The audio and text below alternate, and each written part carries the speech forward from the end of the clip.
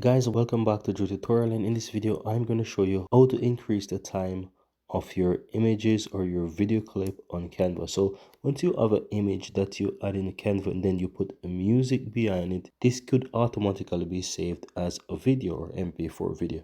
Now by default, if you add the music and you play, it's gonna just be for about 5 seconds. And if you're wondering how can I change this, how can I make this longer than 5 seconds, just simple tap on the video there or the clip there at the top, and you will look towards the bottom and you will see the time that says 5 seconds.